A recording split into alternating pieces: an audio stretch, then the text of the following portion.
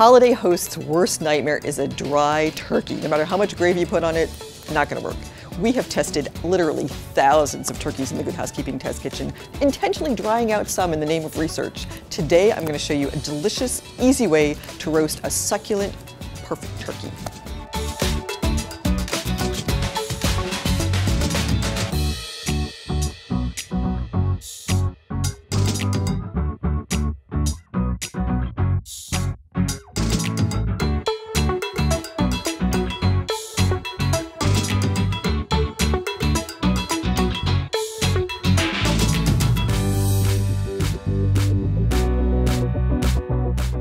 You'll notice that we're not stuffing our turkey today. It's the leading cause of dry, overcooked turkey. And the USDA has come around to our thinking. They now say, do not stuff your turkey because it's difficult to get it up to a safe temperature without overcooking your bird.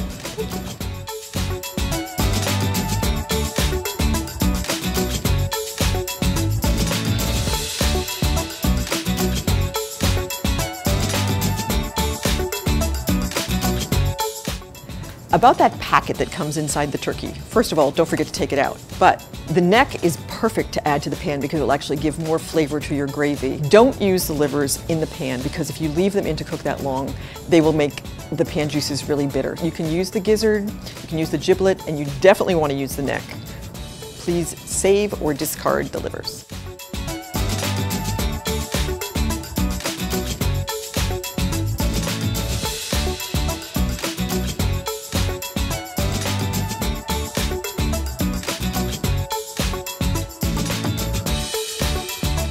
Now open the oven, untent it, and then I'm going to get some butter to brush all over it so we'll enhance that browning.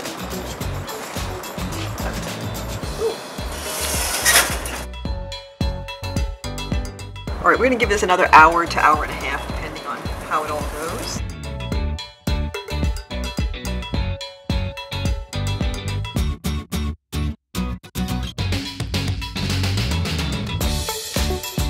Once you take your turkey out of the oven, you want to let it stand for at least 20 minutes. This is a big bird, and you want all of the juices to sort of set and reabsorb into the meat. If you carve it immediately, you're going to get lots of juice on your cutting board, and your turkey will be dry.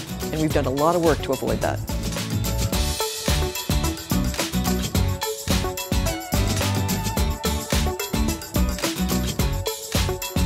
Thanks so much for joining us. For more tips and tricks, go to goodhousekeeping.com.